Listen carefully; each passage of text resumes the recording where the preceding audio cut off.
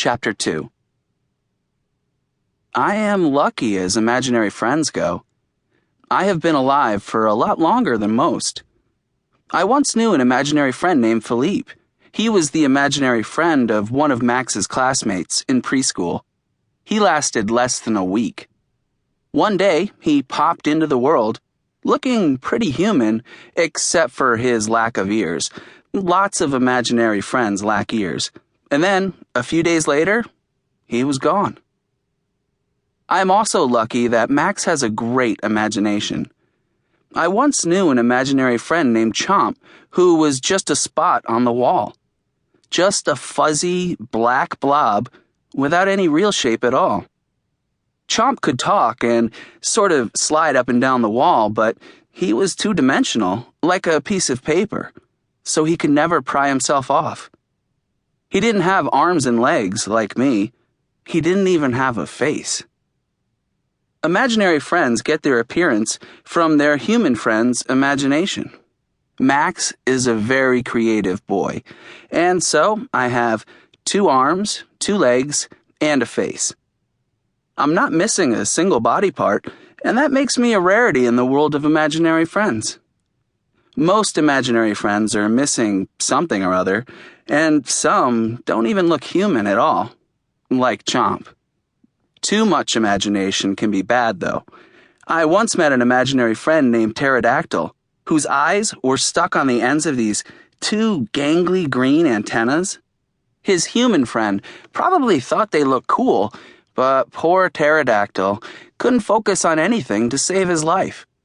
He told me that he constantly felt sick to his stomach and was always tripping over his own feet, which were just fuzzy shadows attached to his legs.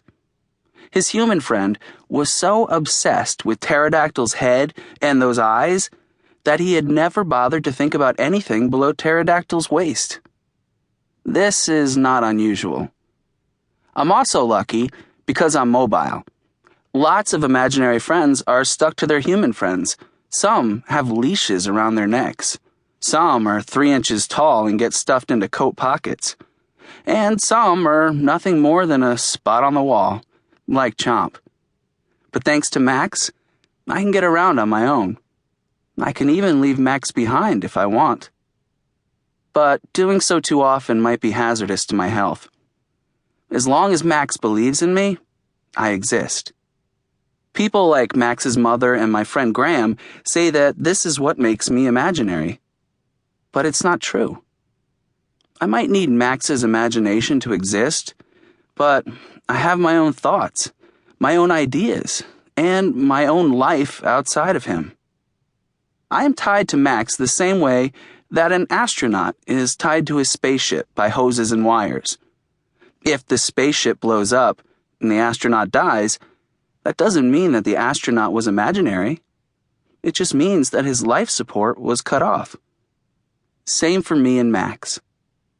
I need Max in order to survive, but I'm still my own person. I can say and do as I please. Sometimes, me and Max even get into arguments, but nothing ever serious. Just stuff about which TV show to watch or which game to play. But it behooves me, that's a word that Mrs. Goss taught the class last week, to stick around Max whenever possible, because I need Max to keep thinking about me, keep believing in me. I don't want to end up out of sight, out of mind, which is something Max's mom sometimes says when Max's dad forgets to call home when he's going to be late. If I am gone too long, Max might stop believing in me. And if that happens, then poof. To keep listening to this audiobook, I've left you a link in the description so you can do it at no cost thanks to Audible's 30-day free trial.